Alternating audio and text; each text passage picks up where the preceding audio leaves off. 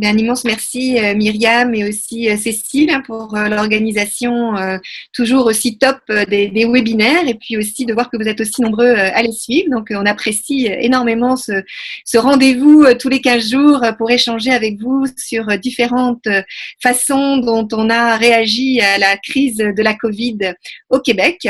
Donc aujourd'hui, on a la chance, grâce à une super bonne idée de Vincent Dumez, de vous présenter qui se cache derrière le comité qui s'est appelé le Comité Conseil Covid-19 Citoyens Partenaires. C'est un comité qui s'est créé très très rapidement après l'arrivée de ce vendredi 13 et qui tout de suite a fait sa place pour faire en sorte que la gestion de la crise se fasse avec et non pas pour les patients et les usagers et les proches, etc., mais que vraiment ils aient leur mot à dire sur la façon dont on pourrait intervenir sur cette gestion. Donc, on a la chance de pouvoir savoir qui se cache derrière donc ce mot et grâce à des portraits. Donc, l'idée du webinaire aujourd'hui, c'est vraiment qu'ils puissent partager avec vous comment ils ont vécu cette expérience. Donc, on va le voir comme un retour d'expérience aussi. Et finalement, ce qu'ils ont aussi retiré de cette expérience pour eux-mêmes et comment ils ont l'impression d'avoir fait un peu la différence par rapport à la gestion de la crise. Donc, sans plus tarder, je vais demander à Vincent de revenir un peu sur l'historique de la création du C4P, de nous dire aussi comment il a vécu cette expérience. Et puis ensuite, on aura un tour de parole. Ça va durer à peu près une petite heure. Et ensuite, on aura 30 minutes pour discuter et que vous puissiez poser des questions à tous. Merci beaucoup. Merci Marie-Pascale. Bonjour à tous. On est très heureux de vous revoir pour la bonne partie d'entre vous, j'imagine. Merci de votre fidélité. Alors, donc effectivement, le lendemain du vendredi 13 ici au Québec, 13 mars, qui a marqué le début de la période de confinement. Finalement, dès le lundi, on a décidé de cette initiative de constituer un groupe de patients, un comité de patients en fait, on savait pas très bien exactement ce qu'on allait faire ensemble. À ce moment-là, on était un peu, il y a eu une espèce de réflexe de se dire qu'il fallait éventuellement se donner une forme de groupe de réflexion qui éventuellement pourrait être utile si le centre d'excellence était sollicité. Malheureusement, on a presque, dans notre réseau de patients, on a presque 250 patients, si on compte notre réseau de patients à l'Université de Montréal, plus le réseau de patients de la communauté de pratique d'unité de soutien qui est provinciale, de la communauté de pratique de Marie-Pascale aussi, enfin de la communauté des niveau qualité de Marie-Pascale aussi. Donc, on a quand même beaucoup. On pouvait pas inviter tout le monde. Donc, il y a eu on a fait un certain nombre de choix. Puis, comme je vous l'avais dit un peu au départ, le choix avait été fait pour aller identifier des patients qui auraient des savoirs expérientiels mobilisables dans le contexte de Covid, en tout cas tel qu'on pouvait éventuellement l'anticiper à ce moment-là. Alors, le rôle de ce comité-là, après, c'est précisé à travers plusieurs mandats. Je ne vais pas revenir là-dessus en détail puisque ça a déjà été présenté avec le ministère de la Santé dans le cadre de projets de recherche, dans le cadre d'implantation de dispositifs dans les centres hospitaliers ici au Québec.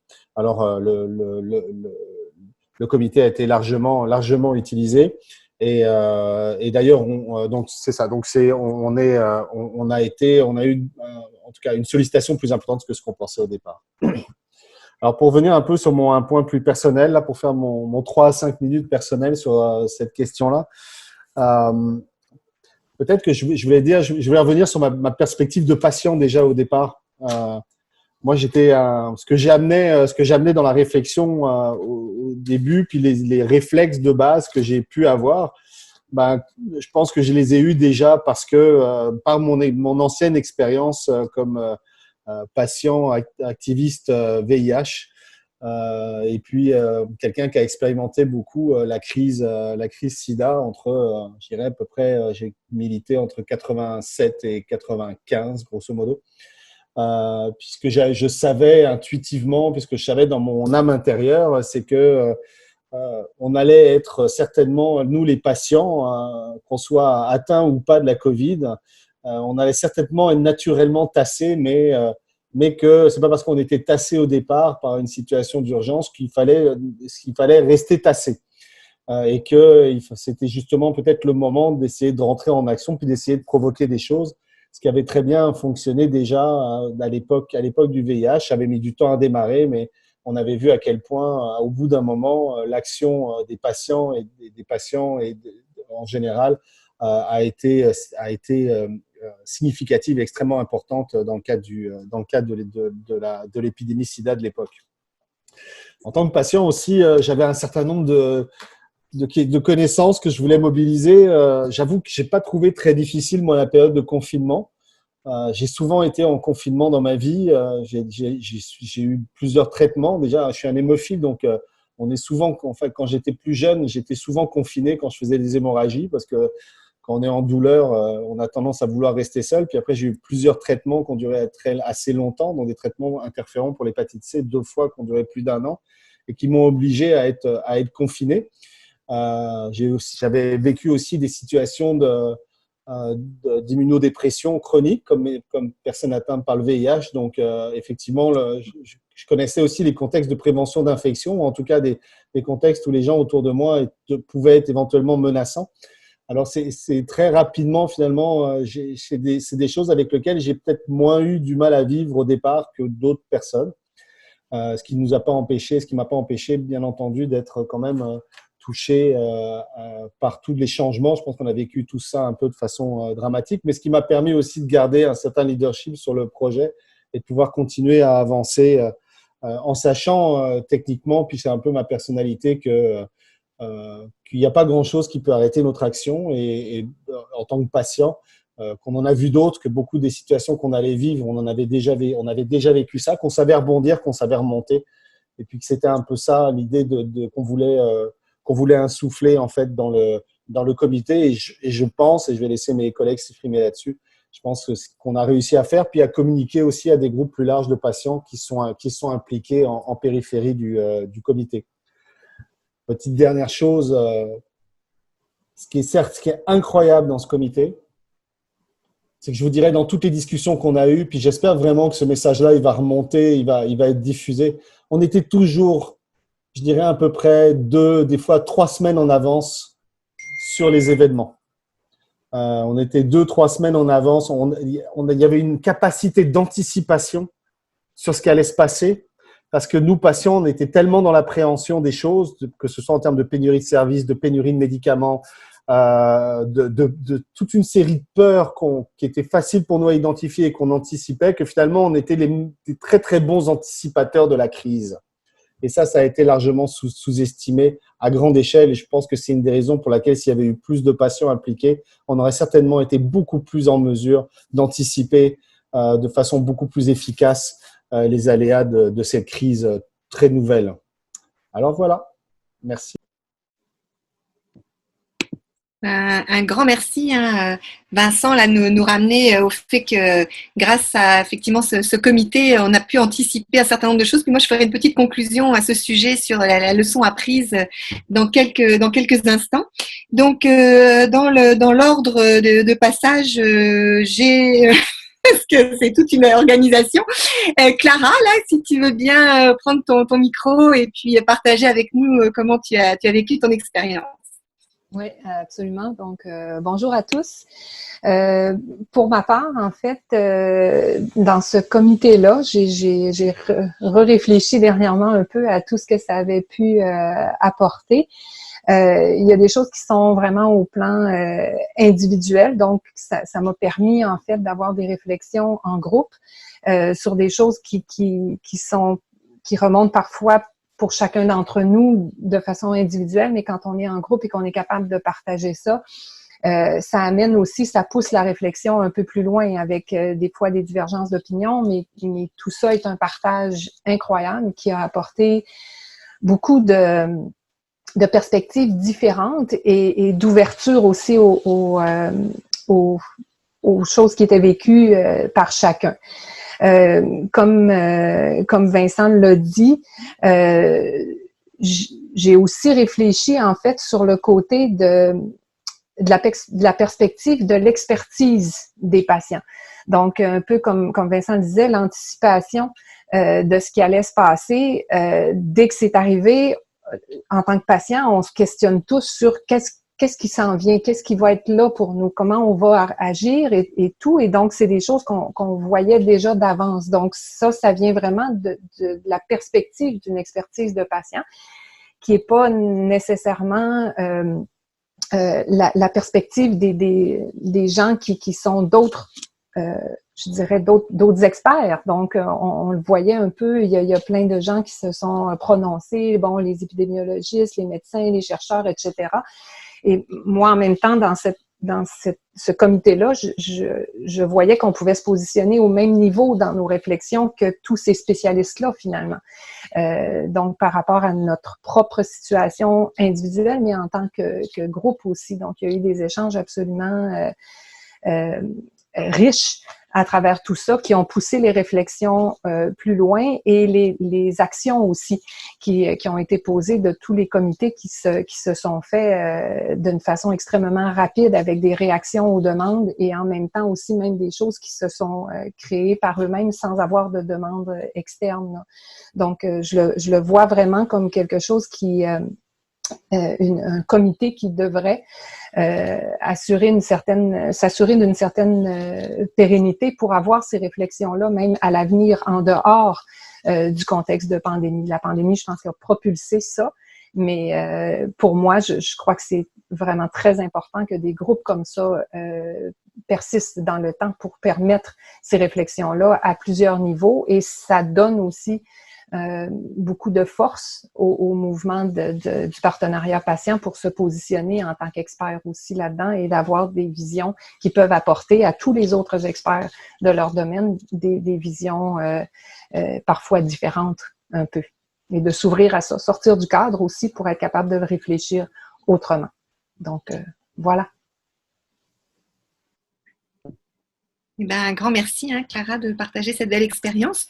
Là, je vais proposer à Xavier de nous partager ces 5 pages de notes là avec nous, là, mais tu as vraiment du temps là. Donc, surtout, ne rush pas, tu peux vraiment nous laisser sans problème. Bonjour à tous, je vais vous épargner mes 5 pages de notes et je vais essayer d'être concise. Mais c'est vrai que c'est tout ça, d'ailleurs, l'ensemble, le partenariat en général, c'est une expérience absolument extraordinaire et très riche, très variée. Donc, c'est sûr qu'on a de quoi prendre des notes de temps en temps. Moi, j'avoue que la pandémie, je l'ai vécue un peu brutalement au départ parce que le jeudi 12, j'étais comme tous les jours depuis 19 mois dans le service de neurochirurgie au CHUM et qu'il n'y avait absolument rien d'apparent dans la perspective d'un changement quelconque dans les jours à venir. Et puis, je suis rentrée chez moi à 17h, j'ai reçu un message disant que toutes les implications étaient arrêtées. Donc, j'avoue que j'ai vécu ça de façon assez violente. Moi, à l'inverse de Vincent, j'ai connu aussi de longues périodes d'exclusion et de confinement, on peut dire, ou d'enfermement. Et par contre, j'en ai gardé une allergie assez vive. Donc, je n'ai pas pris ça de façon très détendue. J'ai trouvé terrible au moment où ça s'est produit d'être exclu.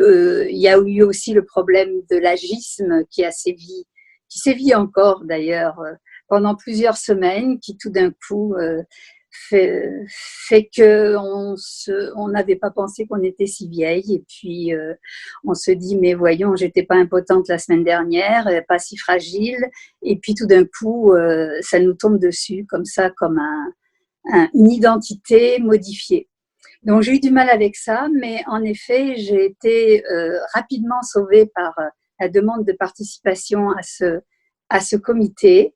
Et j'avoue que c'est une expérience que j'aime infiniment, que je trouve aussi un peu troublante parfois parce que c'est l'autre versant. Moi, je suis depuis 2 ans presque accompagnatrice au quotidien dans un service, donc où j'ai toute la réalité d'un service au niveau de l'équipe, au niveau de. Et là, tout d'un coup, je suis mise en contact avec l'amont de ce qui se passe dans les services, c'est-à-dire toute la complexité et toutes les choses aussi qui peuvent être exiger, recommander, justement recommander ou pas très justement recommander, etc.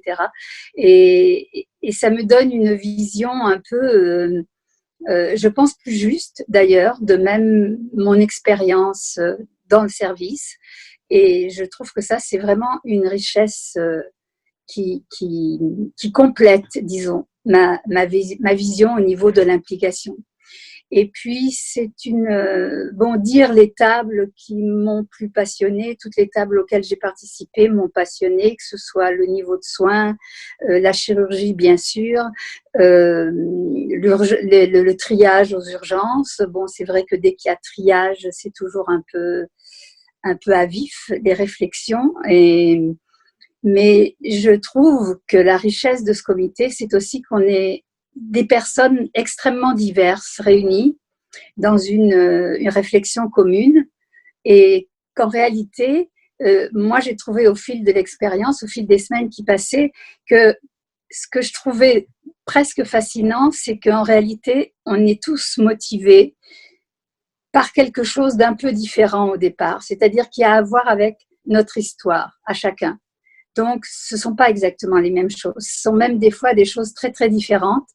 Mais en réalité, la motivation qui initialement est différente se trouve tout d'un coup déployée dans une réunion de réflexion qui a fait qu'elle a pu prendre des aspects un peu différents, aller dans des directions un peu différentes. Et je pense que c'est ça qui donne la profondeur et la justesse de ce qui ressort de ces rencontres. Donc pour moi, c'est une expérience essentielle et je crois que c'est une chose absolument essentielle que ça perdure parce que ce qu'on est en train de découvrir à travers ça, dans notre expérience, il me semble que c'est plus possible de s'en passer au niveau de la suite, même hors pandémie, parce que en réalité, ça nous permet de mettre en lumière des choses qui passent inaperçues par méconnaissance. Des fois, d'ailleurs, on voit à travers certains documents qu'on a eu à lire et à commenter, et que c'est aussi là la valeur de l'expérience du patient, c'est que tout le savoir de l'expérience donne des indices que sans doute beaucoup n'ont pas dans ceux qui élaborent en effet et les normes et les volontés et les ordres pour les établissements, etc. Donc, moi, je suis comblée. Je ne renie pas mon expérience en tant que passionnaire accompagnatrice et j'espère bien que ça pourra reprendre un jour.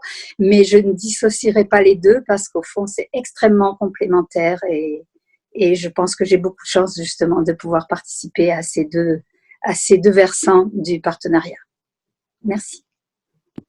Un immense merci, Xavier, d'avoir été aussi transparente aussi sur la manière dont tu as vécu ça et puis la manière dont tu as pu changer la donne de façon positive pour faire en sorte que vraiment ton expérience puisse profiter au plus de monde possible au Québec. Donc vraiment, c'est un magnifique témoignage. Là, je vais demander à Karim de nous raconter un peu comment s'est passée l'animation de ce comité au cours de ces dernières semaines et ce qu'il en a aussi retiré pour tout son travail d'engagement déjà qu'il a par ailleurs au sein du Centre d'excellence sur le partenariat. Super. Donc, je vais commencer par me présenter pour celles et ceux qui ont la chance de ne pas me connaître encore.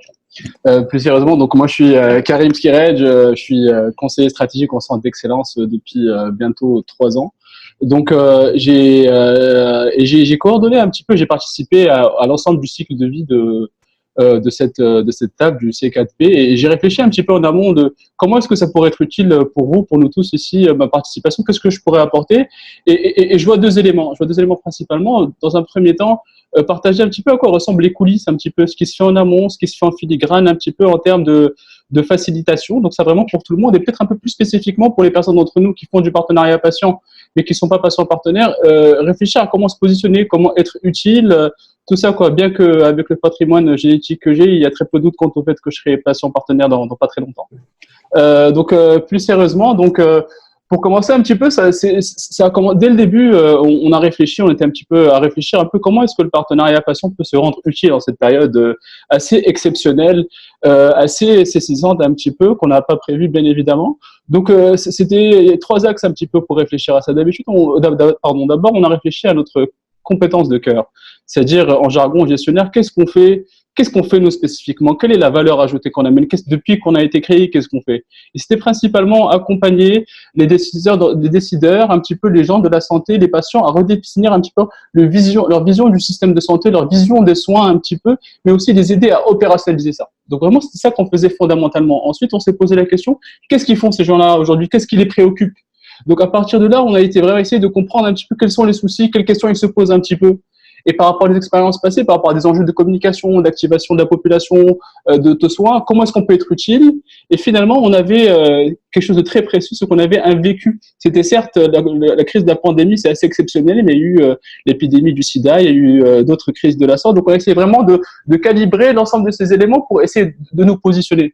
Donc à partir de là, on a produit un petit peu une sorte d'énoncé, on s'est proposé un petit peu par rapport aux valeurs ajoutées qu'on pouvait apporter par rapport à ça. On a un petit peu distribué ça un petit peu avec nos contacts qui seraient en mesure de nous mettre sur la selle pour pouvoir agir. Et sincèrement, personnellement, j'avais une petite crainte qui est que, vous savez, moi, en tant que praticien du partenariat, mais aussi en tant que citoyen, quelqu'un qui pense au système de santé, je savais qu'on pouvait être utile. Vous savez, parce que très clairement, il y avait des notions d'activation de la population, de partenariat avec les citoyens, avec les patients, pour pouvoir sortir de ça. Donc, c'est une condition indispensable.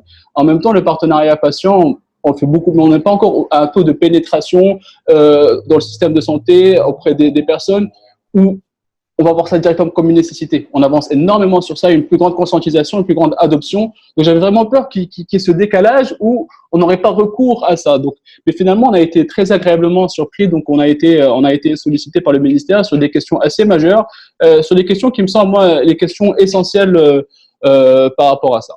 Donc, voilà. Donc, ceci étant dit, maintenant, comment est-ce qu'on a fait ça? Un petit peu, on a mis en place quelques mécanismes, bien évidemment, des rencontres 2 fois par semaine, et aussi, ce qui a été très, très utile, je remercie lui qui n'a pas pu être parmi nous, c'est qu'à chaque fois, par rapport aux conférences du Premier ministre, on a mis en place un résumé. Donc, lui faisait un résumé de la direction du ministère, un petit peu des questions-réponses avec les journalistes qui peut être très, très agaçantes, hein, je vous l'accorde, hein, beaucoup de personnes, des critiques, mais en même temps qui sont très utiles, qui contiennent un petit peu la direction. C'était pour nous assurer qu'on était aligné un petit peu, qu'on était pertinent, pour nous assurer est-ce qu'on a été écouté, tout ça. Donc, ça a été très, très, très important. Peut-être d'autres mécanismes qu'on a mis, le baromètre, donc un baromètre que beaucoup d'entre vous, j'imagine, l'ont rempli un petit peu pour savoir quel est l'état des choses. Ça nous aidait un petit peu à anticiper, comme disait Vincent, mais aussi à s'assurer un petit peu, à jauger un petit peu l'évolution des choses. Donc, finalement, qu'est-ce que je pourrais vous dire? Ouais, donc, moi, personnellement, peut-être 2 choses assez exceptionnelles hein, qui sont arrivées à une échelle à l'échelle de moi, en tant que quelqu'un qui travaille dans le partenariat sans être patient partenaire. J'ai eu 2 moments. Donc, au début, on se posait beaucoup la question de faire des tables sur le partenariat patient en ayant principalement des patients partenaires. Dans beaucoup de tables, il y avait seulement des patients partenaires. Je me posais, est-ce qu'on est toujours en partenariat, vu qu'il n'y a pas d'autres profils que ça?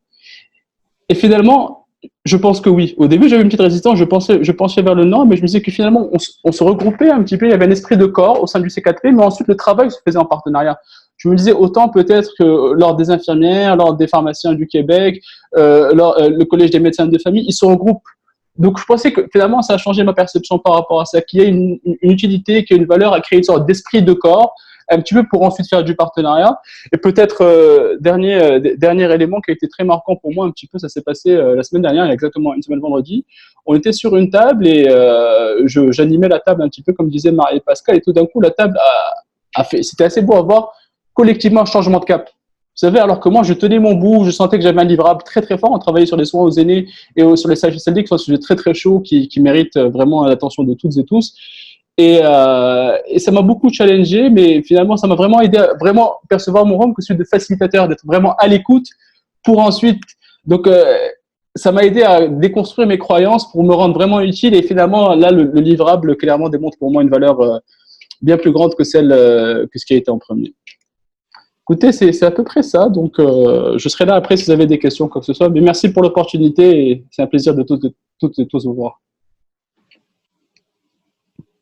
Je pense que Karine, tu as vraiment fait un super beau boulot là, de faire en sorte de constamment permettre à chacun de pouvoir prendre sa place, de pouvoir contribuer, et puis en même temps de pouvoir gérer plusieurs dossiers simultanément. Là, c'était pas quand même toujours évident en termes de gestion du temps aussi. Donc vraiment, tu as fait un magnifique boulot.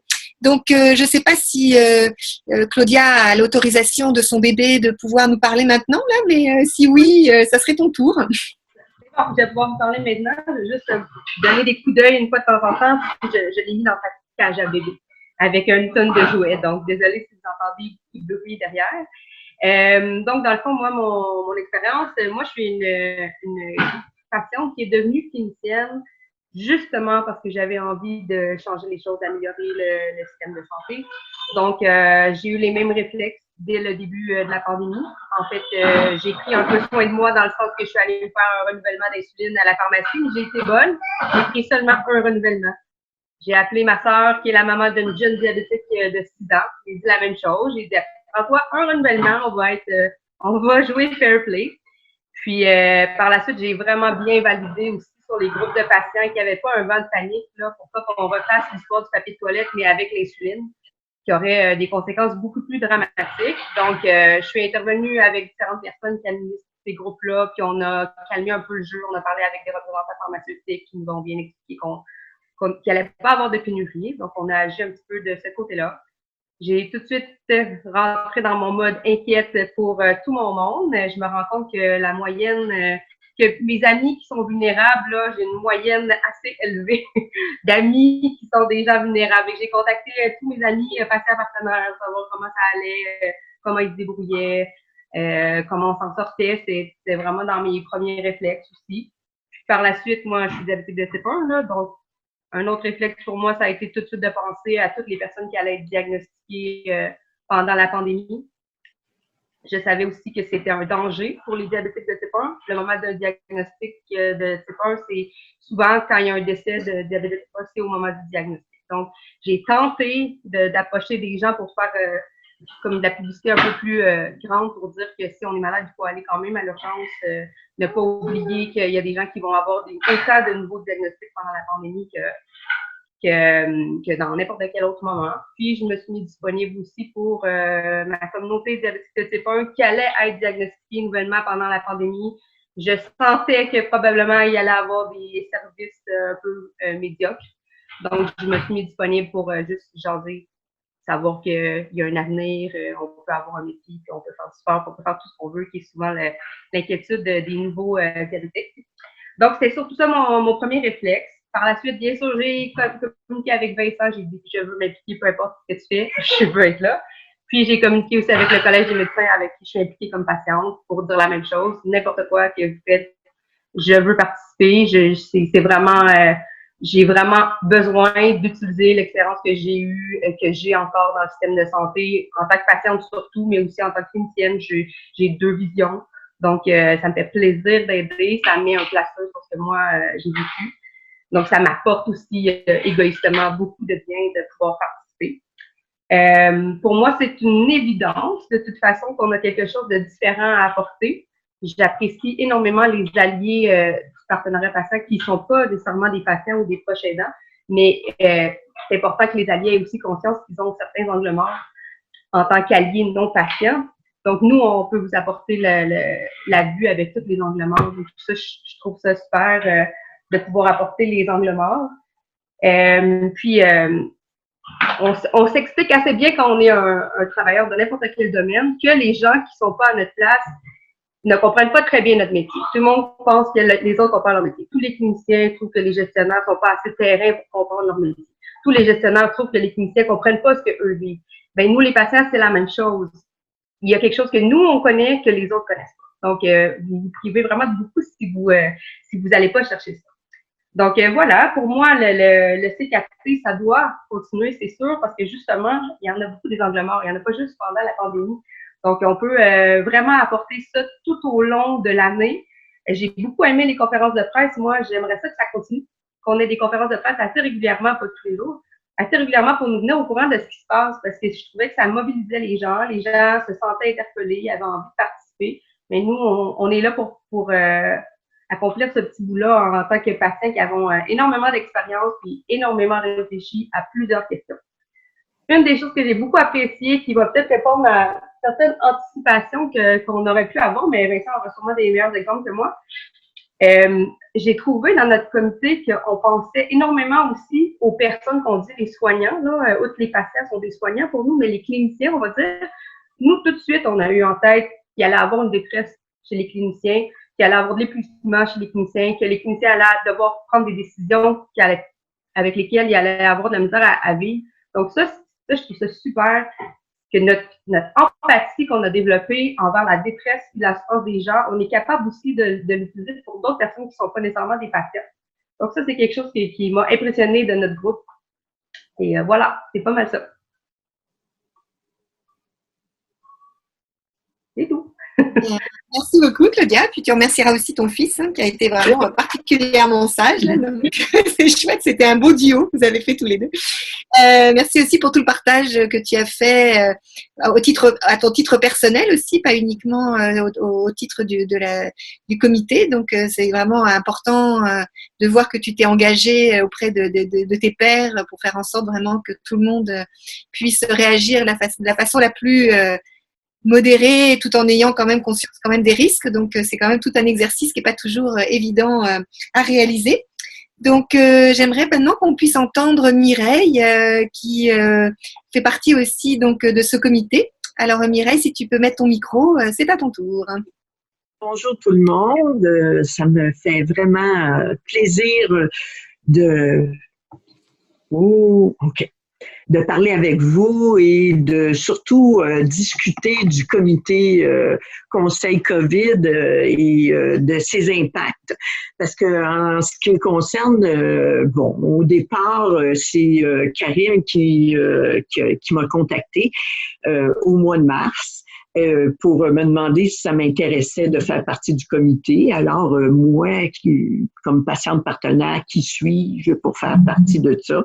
Alors, au départ, moi, je suis une patiente partenaire au niveau organisationnel. J'ai fait beaucoup de comités, des CAC qu'on appelle, alors des comités d'amélioration continue, des comités de gouvernance et beaucoup de comités concernant des nouvelles constructions d'hôpitaux, qui est un nouveau développement qui on espère, va continuer. Moi, je me sens engagée dans ce comité-là. Là, je suis à la campagne présentement. C'est un peu plus compliqué au niveau communication, mais Karim m'a donné un support. C'est ça que je voudrais vous parler au départ. C'est le comité même. Vous savez que pour qu'un comité fonctionne, ça prend des leaders. Ça prend des gens qui nous amènent une vision. Ça nous amène à se positionner. Et ça, c'est pour ça que je me suis engagée. Vincent, qu'on connaît depuis longtemps et qui propage la bonne parole, puis qu'on voudrait propager la bonne parole avec lui parce qu'il le fait tellement merveilleusement, avec humilité. Il nous a appris ce côté-là, dans le sens que, oui, on a des batailles à faire, mais on ne peut pas toutes les gagner, mais à petits pas, on va y arriver. Et je pense que ce comité-là particulièrement, en tout cas moi, j'aime beaucoup quand on communique ensemble au départ. C'est tellement varié comme patient partenaire.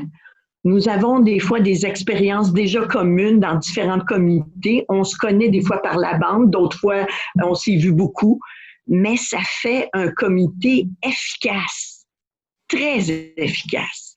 Et pour qu'il soit efficace aussi, ça nous prend un Karim. Parce que dans ces comités-là, on est nombreux et on dit ce qu'on a à dire. Et c'est un lieu de sécurité pour nos commentaires et l'organisation de nos commentaires. Parce que c'est pas évident non plus. On se voit le mardi et le jeudi, 1 heure de temps. des fois, c'est ciblé, puis bon, go, qu'est-ce qu'on en pense? Puis on doit avoir un animateur efficace et surtout, il ne fait pas juste animer, c'est qu'en plus, il prend en note et faut livrer. Et jusqu'à maintenant, cette partie-là, l'efficacité de cette organisation-là m'a complètement ébahie. J'ai jamais vu en si peu de temps, on se retourne de bord, go, on y va, bon, on a des nouveaux sujets. Vincent nous disait, ben là, moi j'ai participé à 2 comités, pénurie de médicaments et triage à l'urgence. Alors, il y en avait plusieurs autres, mais on avait selon nos goûts et nos intérêts. Puis le temps aussi, on n'a pas tous en même temps le temps et l'organisation, ça dépend de chacun. Moi, j'avais décidé de m'engager surtout dans ces 2 comités-là. Pénurie de médicaments, ça a été assez fantastique parce que ce comité-là, ils ont invité donc plusieurs autres spécialistes. Donc, on est quelques-uns du comité conseil qui siègent dans un autre comité où on invite des spécialistes très chevronnés dans le domaine. Et là, on a des discussions très, très réelles parce qu'on est des patients. Fait que, il y a pas un choc des idées, là, mais c'est une co-construction importante, vraiment. Et là, on met ça en mots où il résulte j'espère pas juste un dossier qui va rester sur une tablette. Et là, c'est Vincent après qui nous donnait la suite, parce que Vincent, il y a plus encore le derrière et il nous donne vraiment le côté réel des choses. Parce que souvent, quand on est dans des comités, oui, on a chacun notre petit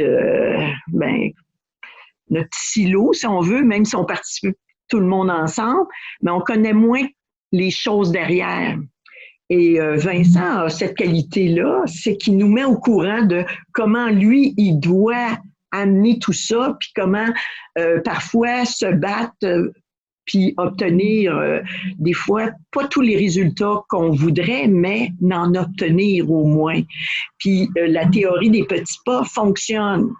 Et je pense que plus que jamais, un comité comme ça, pour moi en tout cas, il faut continuer ça parce que moi j'ai découvert une richesse importante chez tous les patients partenaires et surtout une organisation. Le Centre de l'excellence a pour moi, donné encore plus de sens à son rôle et à son organisation pour vraiment orchestrer des patients partenaires, puis comment nous, en tant que chacun de nos pathologies, moi c'est un cancer du sein que j'ai eu, donc je suis investie depuis 2012, comment on peut faire changer les choses, même si parfois ça va moins bien dans ce qu'on recommande, puis c'est à recommencer souvent, mais on a des gens qui nous motivent et je vous dirais que ça nous donne le goût de se dépasser.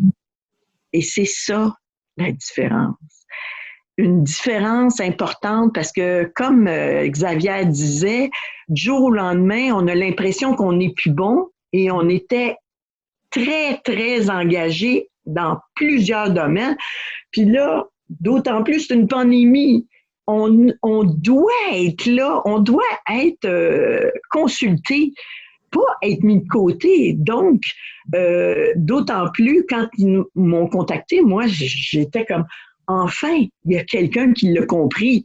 Mais c'est encore des patients. Et là, il faut encore plus faire connaître la bonne nouvelle, qu'on est capable d'être conseil et d'amener des choses en perspective.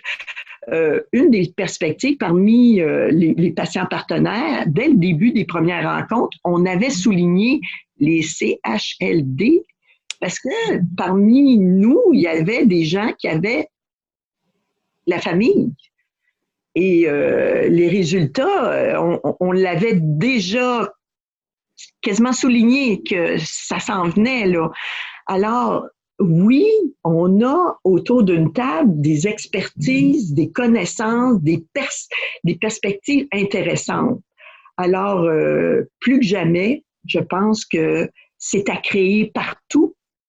Et je vous souhaite aussi d'avoir des gens qui vous supportent aussi bien que Karim, en tout cas, qui le fait, parce que moi, j'ai eu des problèmes là, de communication épouvantables. Puis là, il téléphonait. Bon, on va le faire au téléphone, Mireille, on va s'organiser. C'était merveilleux. Je suis pas de même. Là. Dans un comité ordinaire, tu peux pas te présenter. Bon, OK, c'est correct, on passe à autre chose. c'est pas comme ça. Mais là, écoute, on était supportés. Bon, ça allait pas bien. Bon, des fois, Vincent disait, ben, comment va tout le monde aujourd'hui? Bon, ben là, chacun se mettait au diapason, disait, ça va moins bien aujourd'hui, OK, bon, on en parle un peu. Puis après, on embarquait dans autre chose. C'était vraiment, pour moi, en tout cas, quelque chose d'exceptionnel. Et je vous souhaite l'exceptionnel. Alors, c'est un peu ce que j'avais à dire et j'espère qu'il va y avoir une suite à tout ça. Fait que merci beaucoup pour tout le monde de nous avoir écoutés. Merci à toi, Mireille, vraiment. Et puis, merci pour le bel éloge que tu as fait sur le travail qu'a fait en sous-main Karim constamment pour vraiment faciliter les échanges, faire en sorte que ce soit le plus agréable pour tous et de vraiment être à votre rythme à chacun. Donc, vraiment, c'était important, effectivement, de le souligner. Puis, toi aussi, hein, je sais que tu as été très, très présent, très impliqué, que tu as mis beaucoup de temps dans toutes toutes les discussions qui ont eu lieu. Donc, ça a été un moment vraiment privilégié pour tous. Et là, on a la chance maintenant de pouvoir demander à Ghislaine de prendre le micro pour qu'elle partage aussi avec nous son expérience. Bonjour tout le monde. C'est toujours intimidant de passer après Mireille, hein? Mais je suis toujours contente. Bon, comment ça s'est passé? J'avoue que tous ces comités ont été pour moi une bouée de sauvetage, purement et simplement. Étant immunosupprimée, donc je peux pas vraiment, comme beaucoup d'entre nous ici, je peux pas vraiment sortir et tout ça. Je peux plus retourner à mon bureau, je peux plus retourner au centre de recherche. Et ça a été pour moi le fait d'être impliquée, surtout avec l'équipe que nous sommes. Oui, vraiment, c'est une bouée de sauvetage. D'être dirigée par Vincent, ça a été une merveilleuse découverte. Sous des aspects flamboyants, etc. J'ai découvert un homme d'une grande sensibilité, d'une grande gentillesse, d'une grande... c'est ça, tout ça. Et puis notre Karim qui rigole tout le temps, mais qui a lui aussi, c'est une sensibilité à peau, c'est à vif. Et vous avez su tous les deux vraiment nous diriger dans des comités qui sont tous plus les uns que les autres éprouvants, difficiles, émouvants, fâchants. Les gens ne le savent pas, ou peut-être qu'il y en a qui le savent, mais j'ai un sale caractère. Et par moments, j'avoue que dans ces rencontres-là, c'est venu me chercher profondément. Et j'ai eu le privilège de travailler sur une table ministérielle pour les niveaux de soins avec Vincent. Donc, c'est la haute, hein, qui dirige, etc. Mais j'ai eu la chance de pouvoir parler comme je vous parle maintenant, de donner mon point de vue. J'ai été très bien reçue. Vincent aussi, de toute façon. Mais de pouvoir travailler à ce niveau-là, avec des gens qui prennent des décisions pour nous. Et là, d'un seul coup, c'est avec nous. Et ça, c'est la grosse différence. Et c'est ça qu'il faut absolument essayer de continuer d'une manière ou d'une autre, c'est que toutes les décisions qui sont prises au niveau de la santé et des services sociaux devraient être prises non pas pour nous, mais avec nous. Et ça, je pense que c'est un chemin qu'on a commencé à ouvrir. Et il faut continuer. Il faut absolument continuer. On n'est pas dans la revendication, surtout pas, c'est pas notre rôle en tant que patient partenaire. La revendication est utile, elle est nécessaire, mais c'est pour d'autres personnes. Nous, on est là pour se faire entendre, pour se faire écouter, pour se faire respecter, pour savoir ce dont on a véritablement besoin. Et je me souviens, j'ai travaillé pendant, je pense, 2 ans à peu près avec Mireille sur un comité de gouvernance des soins du nouveau CHUM à l'époque. Et il nous proposait des choses merveilleuses, mais c'est pas ça qu'on avait besoin. Et Mireille et moi, on les ramenait toujours à la réalité de ce que nous, les patients, on a besoin. On a travaillé sur les trajectoires de soins. C'était vraiment merveilleux. Ça, c'était très beau. Sauf que c'était pas ça. Et là, maintenant, on a la chance dans ces comités dont je fais partie, de dire notre mot et de nous faire entendre. Il y a un comité qui m'a particulièrement touchée, bouleversée, enragée, peinée, mais finalement, c'est nous qui avons gagné en faisant changer pour le mieux le protocole. C'est le comité du triage aux soins intensifs. Et de lire le protocole au départ, ça a été dur. On était 4. Et j'avoue que chacun, on n'a pas versé une petite larme devant les autres, mais je pense qu'intérieurement, on a versé beaucoup de larmes.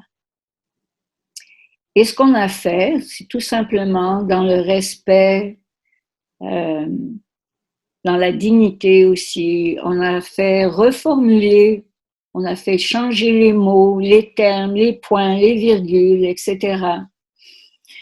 pour donner un peu plus d'humanité à ce protocole, à ce formulaire qui est, et je le comprends, qui est horrible. Et on a la chance de ne pas s'en être servi. Et j'espère que si jamais il y a 2e vague, qu'on ne s'en servira encore pas. Et je voudrais pas être à la place de ces gens qui doivent faire un choix qui est véritablement terrible. Aucun être humain ne devrait avoir à faire ce choix.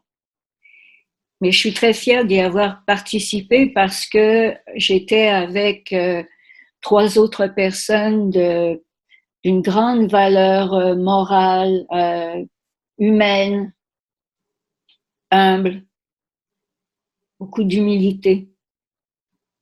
Et on s'est parlé, on s'est dit les vraies affaires, on s'est dit quand on était en colère, on s'est dit quand on était ému.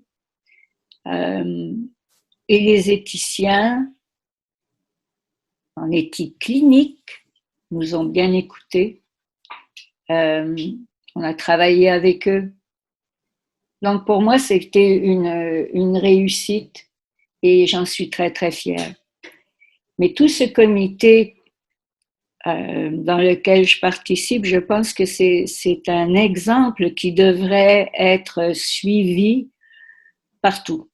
Et je pense que partout où il y a des gens malades, donc ça veut dire sur la planète, on devrait avoir des comités comme celui-ci. On devrait impliquer les patients, on devrait impliquer les gestionnaires, on devrait impliquer les médecins comme Marie-Pascale. Des gestionnaires comme Karim, on n'en a pas beaucoup, mais il en faudrait d'autres. Il faudrait peut-être le cloner. Des Vincent, c'est pareil, il faudrait peut-être le cloner aussi. Mais on a vraiment besoin de vous. Vous nous aidez, vous nous dirigez, vous nous supportez. Et tout ça pour vous dire que je vous remercie infiniment. Alors voilà, il faut continuer. Moi, je suis prête.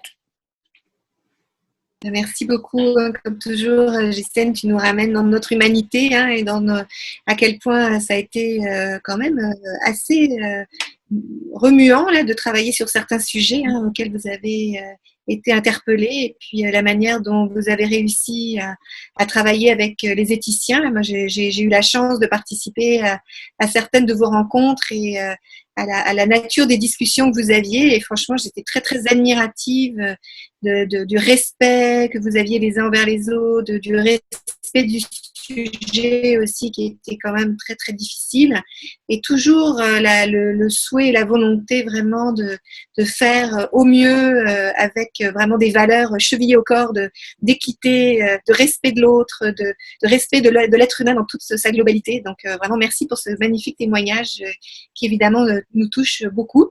J'étais une petite coquine là parce que tu m'as volé une partie de ma conclusion, mais c'est pas grave. Ça veut dire que les grands esprits se rencontrent. Merci beaucoup. Donc là, je vais laisser la place à Annie. Annie, si tu veux aussi te présenter et puis prendre donc quelques minutes pour nous, pour partager ton expérience. Tu peux quand même avoir un peu de temps, là, ne te sens pas du tout pressée. Et puis on finira avec Vincent, qui je pense pourrait un peu nous faire la boucle pour revenir un peu sur tous les témoignages qui ont été faits et le remettre dans le contexte plus général. Merci beaucoup. Eh bien, merci Marie-Pascale et merci Ghislaine. Et qui m'a mis après Ghislaine? Donc, merci Ghislaine. Il y a déjà beaucoup de choses qui ont été dites à propos du comité C4P, mais j'ai aussi eu une expérience très enrichissante à titre de membre du comité C4P. Je suis patiente partenaire depuis 2014 à la Faculté de médecine, à la direction collaboration et partenariat patient à l'Université de Montréal et donc en tant que patiente partenaire, et mon expérience vient vraiment d'une longue trajectoire de soins en pédiatrie, donc en tant que proche aidante et en transition de soins avec ma fille qui a eu de multiples complications en santé puis qui a aussi bénéficié d'une greffe de rein. Donc, ça a déjà été dit au début, mais on connaît bien, là, quand on est greffé, on connaît bien les enjeux d'isolation, les enjeux du confinement.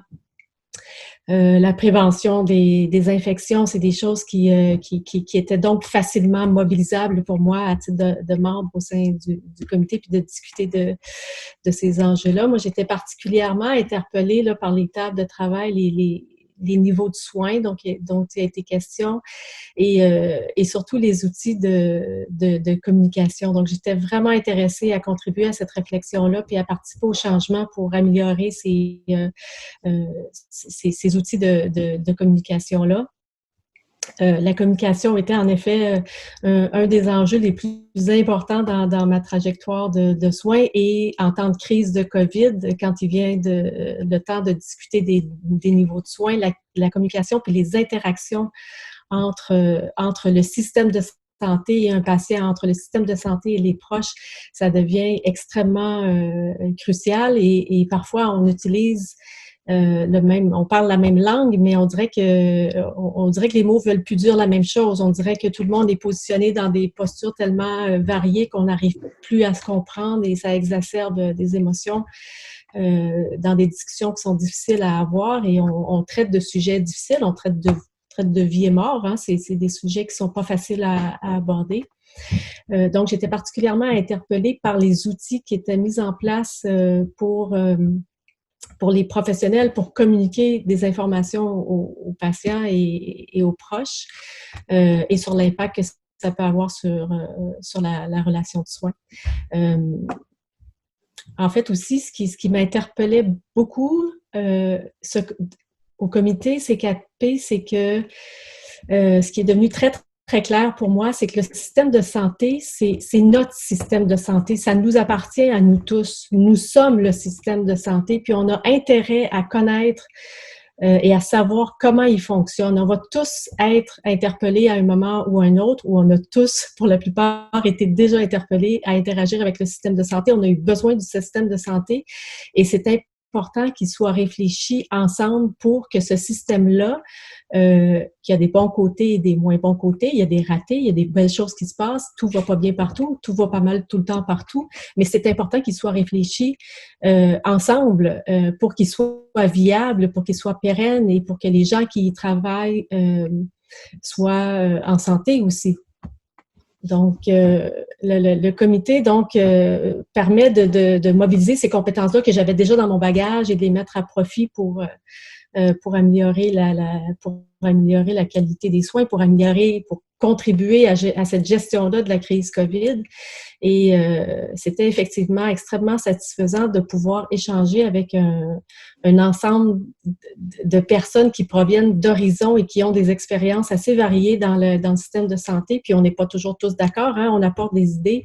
Et encore une fois, merci Karim de gérer le temps dans tout ça parce qu'on apporte beaucoup d'idées, beaucoup d'émotions et on doit se distancer de notre propre parcours de soins pour arriver à mettre des idées claires, carte sur table.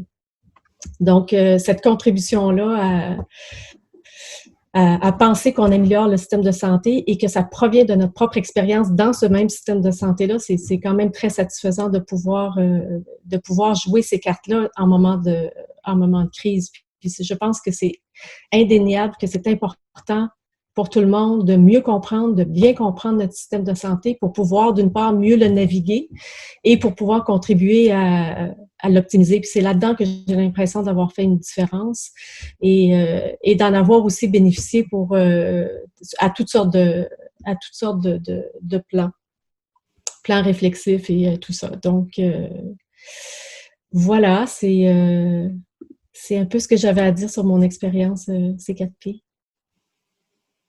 Un immense merci, hein, Annie, encore d'être revenue aussi sur toute la richesse de la manière dont vous avez travaillé ensemble et puis de voir de quelle manière tu as pu valoriser encore plus tout ce que tu avais acquis au cours de toutes ces années avec quand même pas mal d'expérience dans plein de choses différentes. Donc, de voir que ça peut être encore plus mobilisé grâce à ce comité, c'est vraiment exceptionnel de pouvoir le voir.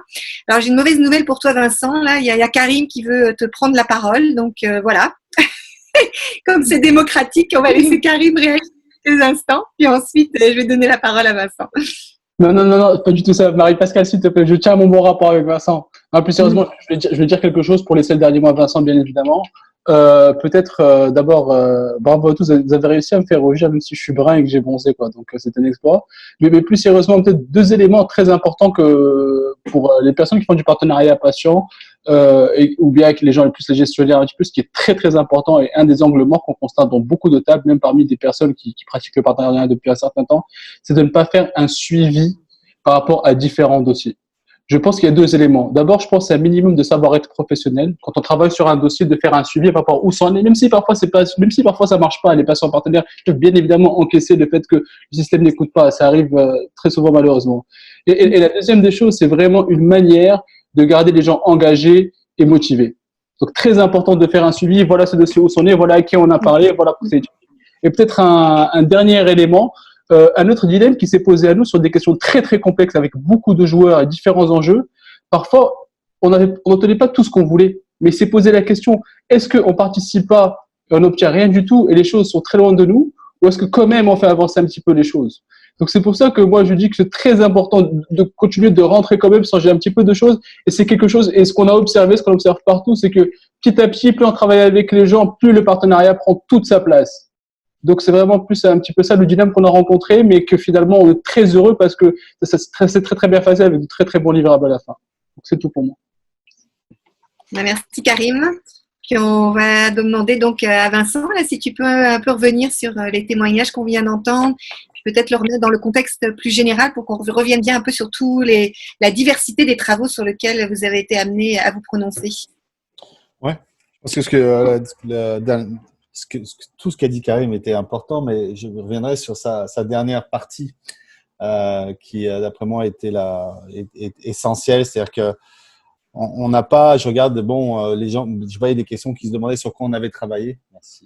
Sur quoi on avait travaillé, puis on a beaucoup travaillé, notamment sur les protocoles de triage. Donc, Ghislaine a parlé de celui de soins intensifs. On a travaillé avec le ministère, avec celui sur la chirurgie. les préparations sur les chirurgies, les urgences, etc. Puis on était un contributeur parmi d'autres. On rentrait dans un processus de co-construction. Donc on n'a pas réussi, on a joué le jeu aussi de la co-construction avec d'autres milieux, d'autres centres d'intérêt. Donc on n'a pas tout le temps eu ce qu'on voulait, mais ça faisait partie aussi du jeu. Puis c'est vrai que cette question de se dire est-ce qu'on est là pareil, même si il y avait quand même aussi une prise de risque d'une certaine façon là-dedans. Bref, on a joué le jeu, puis on continue à le jouer actuellement sur plusieurs niveaux. Je voulais vous dire aussi, de façon un peu plus générale, j'écoutais mes collègues tout à l'heure, puis merci pour ce qu'ils ont dit, et le groupe était un groupe assez solide. Puis en même temps, quand j'écoutais tout le monde, je me sentais mal pour tous les patients qu'on n'a pas pu impliquer et les proches. Mais c'est aussi pour ça qu'on a décidé de faire ce webinaire aujourd'hui. C'est pour exposer le travail de ce comité le plus possible pour qu'il soit répété et que on puisse, on valorise pas ça pour se valoriser nous. Là, la chose sur laquelle on se valorise nous, c'est les outcomes qu'on a eu sur les tables. Mais on a essayé de le multiplier. On a fait un webinaire cette semaine aussi au niveau pan-canadien. On a eu la chance par la Fondation canadienne d'innovation et services de donner de la visibilité aussi au niveau du Canada. Donc c'est véritablement pour dire, ceux qui ne l'ont pas encore fait, lâchez-vous, allez-y. La valeur elle est évidente, la valeur elle est là. Et puis en plus les patients sont là. C'est-à-dire que il y a très peu d'endroits au Québec où on peut dire qu'on n'a pas de patients partenaires, des proches partenaires qui ont l'habitude de travailler. Il y a très peu d'endroits où il y a beaucoup de collègues français en ligne. Il y a très peu d'endroits en France, en Belgique ou ailleurs. Les dispositifs sont en place, on sait comment les mobiliser.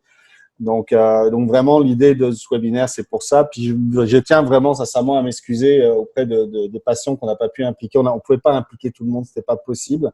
On a essayé le plus possible d'être intégratif. Mais encore une fois, en disant ça, je suis aussi très triste parce que la grande majorité des dispositifs au Québec ont été arrêtés, mais ils redémarrent maintenant. Alors, c'était aussi ça au niveau canadien, ce qu'on voyait là. Il y avait 400 participants à peu près au webinaire de cette semaine, puis on voyait les gens répondaient, puis il y avait un sondage, puis on voyait que tout était en redémarrage. Et actuellement aussi, tout est en démarrage. Puis on est là simplement pour vous dire, redémarrer, c'est le moment. Et puis ça fonctionne. Puis oui, il y a une énorme valeur ajoutée au savoir des patients et des proches dans ce contexte-là. Et on en a juste vu une petite aperçu. Je ne sais pas si Marie-Pascale, tu avais des choses que tu voulais que je précise en plus ou est-ce que ça va?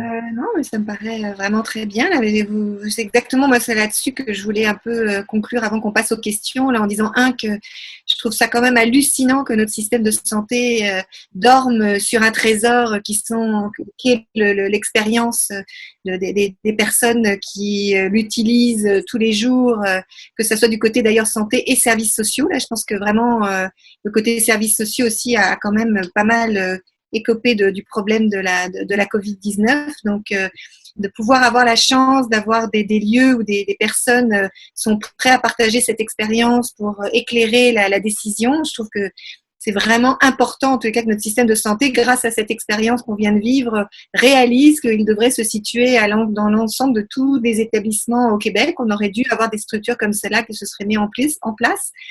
Ça aurait aidé les décideurs localement aussi à pouvoir récupérer de l'information plus en prise directe avec la réalité et aussi vraiment valoriser cette expérience qui malheureusement ne fait pas toujours partie de l'équation.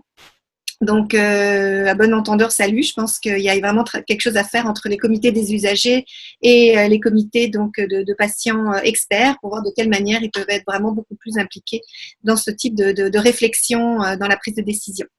Donc, là, je voulais peut-être laisser Cécile faire la gestion des questions. Il y a eu pas mal de choses qui ont été proposées au fil de vos présentations. Mais en particulier beaucoup de félicitations et beaucoup d'envie de participer aussi à ce type d'initiative. Donc Cécile, est-ce que tu voudrais prendre le micro et puis nous indiquer s'il y a des questions? Oui, bien sûr, merci. Effectivement, ça a été très, très dynamique dans la boîte de conversation. Donc, il y a eu pas mal de questions qui ont déjà été répondues.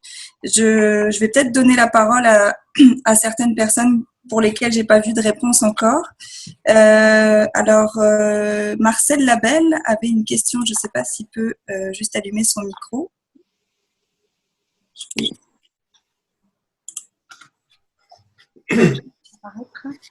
Oui.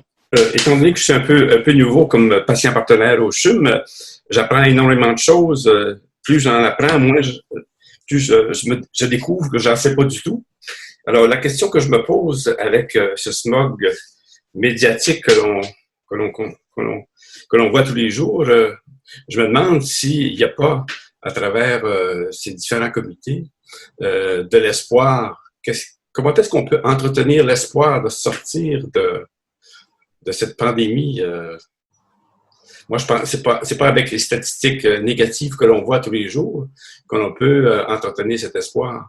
Quand on regarde, par exemple, les CHSLD, on se rend compte qu'à certains endroits, il y a eu des changements, il y a eu des modifications, mais jamais on en parle. Le premier qu'on a sorti, c'est le CHSLD Héron à Dorval. Mais depuis quelque temps, je pense que c'est un beau modèle qui fait des choses intéressantes, mais on n'en parle plus, on en parle toujours comme des choses négatives. Alors, c'est ce que je trouve que je déplore dans ce smog médiatique, de toujours mettre des choses négatives en évidence, avec la complicité des médias, bien entendu. Alors, je ne sais pas si, à travers les comités, il n'y a pas des gens qui peuvent souligner des choses importantes, intéressantes ou créatives qui peuvent se produire.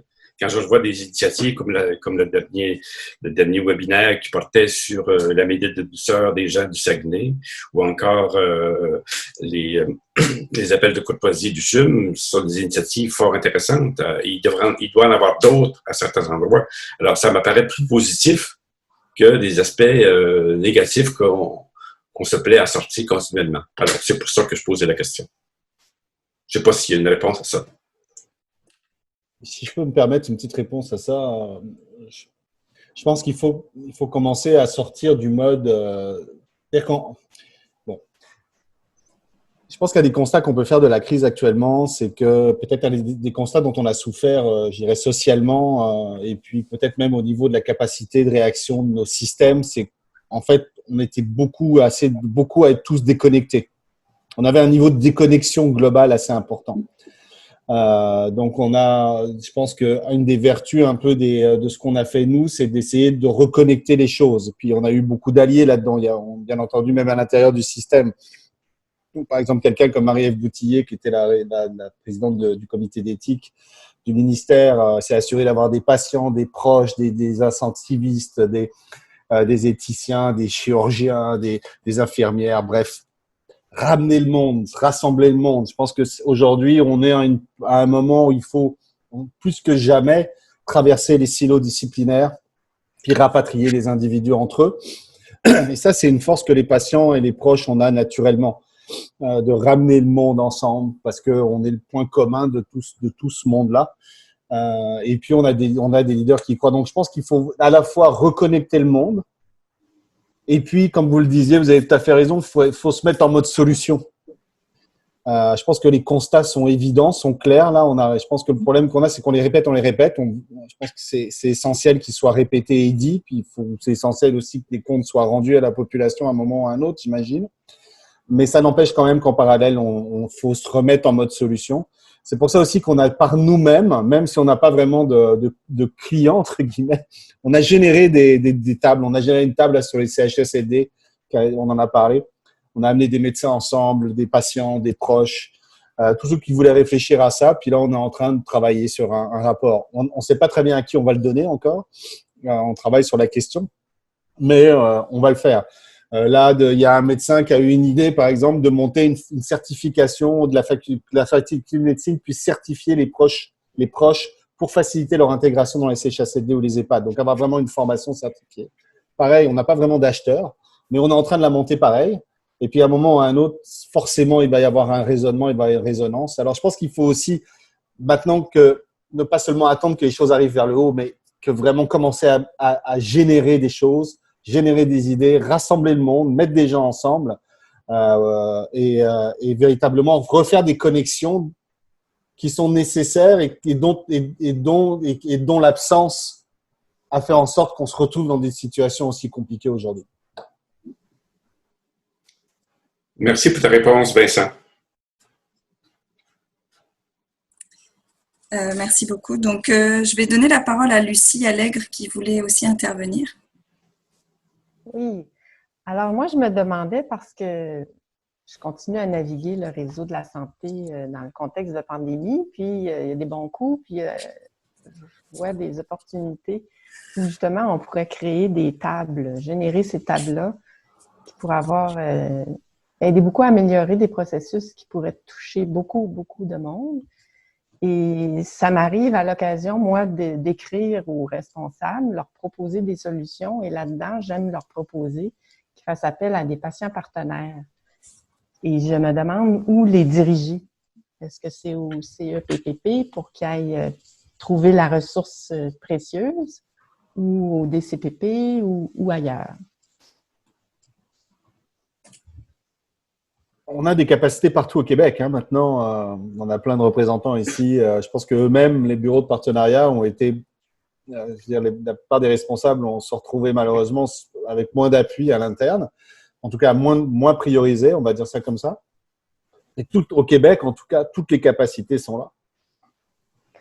Elles demandent juste à être mobilisées. La question, c'est qu'il y a beaucoup de... J'ai des échanges, moi, avec les gens du réseau. Puis, c'est où est-ce qu'il faut les diriger pour qu'ils aillent faire la demande d'être accompagnés ou d'intégrer un patient partenaire? Ils n'ont pas l'air à savoir. Quel secteur? Effectivement, il y a des bureaux du partenariat dans chacune des organisations au Québec là, qui sont vraiment en charge de pouvoir intégrer les patients partenaires dans les structures. Si c'est à ça que vous faites référence, en tous les cas, on peut. La communauté de pratique que je dirige est vraiment constituée de l'ensemble des membres justement qui sont en charge du partenariat dans les établissements. Donc, si vous souhaitez, sur l'ensemble du Québec, on peut mettre en contact les personnes avec ces personnes référentes. On se fera un plaisir de le faire. OK. Parce que moi, c'est pas par rapport à un hôpital ou une institution comme ça, c'est par rapport à des façons de gérer par des entités plus globales. Ah, OK. D'accord. Mais ça, c'est un peu chacune des entités qui aussi, après, gère sa manière de fonctionner et la manière d'aller chercher les expériences des patients pour les intégrer à la prise de décision. Mais écrivez-nous un mail pour nous expliquer. Ben, je vais prendre l'exemple de le centre de répartition des rendez-vous pour les spécialistes. Moi, j'ai détecté un problème très important. J'ai écrit, j'ai spécifié, voici ce que j'ai vécu, voici des problématiques, voici ce que je vous suggère pour éviter cette situation-là, puis que dans le parcours, comment on dit, l'implication, les répercussions sur le patient ne semblent pas être prises en considération.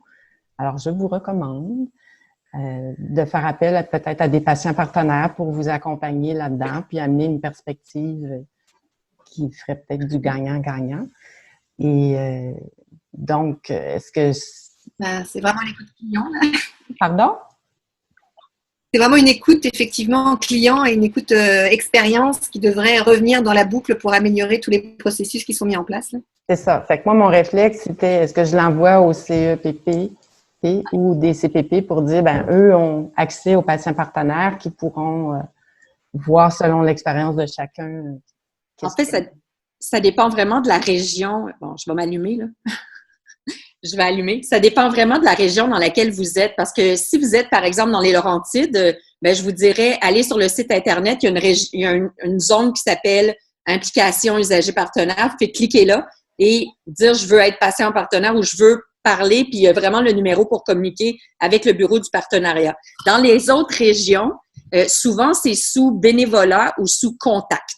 Fait que les gens peuvent aller sous contact ou sous bénévolat et avoir directement le numéro du bureau du partenariat. Puis ces gens-là, vous pouvez les contacter directement et dire, moi, j'ai soulevé quelque chose et je serais intéressée à améliorer les soins, améliorer la qualité. Parce que ce que vous nommez, c'est pas une entité extérieure, ça fait partie du CIS ou du CIUS.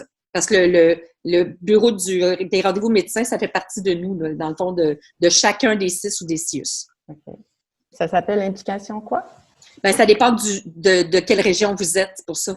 Chaque région a son appellation, donc dépendant de la région dans laquelle vous êtes. Mais comme Vincent disait, vous pouvez leur écrire à eux, puis ils vont vous référer vers le bon endroit, là, le bon, ben, je sais pas quelle région vous êtes, ça dépend de la... L'affaire, c'est que je veux pas nécessairement tous les faire, hein? Quand il y a des situations comme ça, c'est pas nécessairement pour que moi, je sois le patient partenaire. Non, pas du tout. Je pense qu'on va arrêter là, si vous voulez bien, parce qu'on va pas régler le problème maintenant, là. Ça va être plutôt de nous envoyer la question plus généralement. Et puis ensuite, on va essayer d'orienter vers la bonne ressource. Est-ce qu'il y a d'autres questions, Cécile?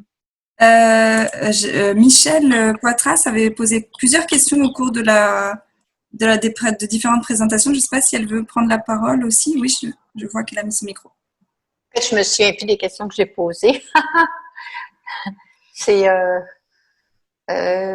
C'était par rapport aux questions qui venaient du ministère, je pense. Oui, c'est ça. Mais je pense que j'ai eu des réponses par la suite qui m'ont éclairée là, dans les conversations. Il est arrivé quelque chose hier, puis ça me chicote aujourd'hui beaucoup. J'ai passé un échocardiogramme, donc c'était en priorité, là, pour passer un échocardiogramme puis un tapis roulant. Puis quand je suis sortie quand j'ai terminé, ils m'ont dit qu'ils allaient envoyer ça à mon médecin, puis ça allait prendre 1 mois. Parce qu'ils envoient ça par la poste. Alors, je suis un peu abasourdie. Donc, il n'y avait aucune façon d'avoir le résultat de mon test qui était urgent avant qu'il soit envoyé par la poste étant décalée d'1 semaine, 2 semaines, en tout cas selon les envois que j'ai pu recevoir en retard. Je me demandais où je pouvais appeler ou comment je pouvais faire pour gérer ça mieux, là. Ah là là. Ils vont envoyer le résultat par la poste. Personne n'a accès. La même chose. Je pense qu'on devrait peut-être s'en reparler en parallèle, Michel, si ça vous va. D'accord. Ouais, parce que là, c'est vraiment on est dans les fax et dans les envois, effectivement, avec un timbre, là. Mais c'est très représentatif, encore une fois, je pense. Puis nous, on en a plein on fait un baromètre là sur une base régulière avec une grande majorité des patients, puis on voit les problématiques actuellement qui sont soulevées. Puis c'est justement quand on parle de capacité à bien comprendre ce qui se passe sur le terrain, à la fois pour les patients puis les cliniciens, puis d'être capable de le remonter. C'est exactement ces éléments-là dont on parle aujourd'hui. Hein. On rentre dans une période de déconfinement qui est aussi une période où tous les patients atteints de maladies chroniques et les proches, on est en train la porte des services est en train de se réouvrir. Mais effectivement, on observe beaucoup de choses qui vont, puis des choses qui vont moins bien. Alors, ça donne encore plus, je dirais, on voit encore plus la nécessité de se reconnecter sur l'expérience du moment pour être sûr qu'on va être capable, effectivement, de répondre aux besoins le mieux possible. En fait, j'ai pas compris pourquoi, en tout cas, il était même pas capable de l'envoyer par fax. Mais normalement, il devrait l'envoyer par Internet, là, par courriel, mais par fax, il me semble que ça existe depuis déjà assez longtemps, là. Ouais, on essaye même de se battre contre le fax, là, mais bon. Ah là là. Ouais, on aimerait que ça puisse marcher mais je pense quand même que l'histoire de la crise va nous permettre quand même de comprendre qu'il y a un Internet qui existe, que Internet peut être aussi sécurisé. Là, je pense qu'on a peut-être appris ça aussi pendant la crise. Là, j'ai vu qu'il y avait dans le fil, pourriez-vous nous en parler plus du baromètre? Comment fonctionnez-vous? Donc, moi, je peux dire une première partie, puis après, Vincent pourrait compléter.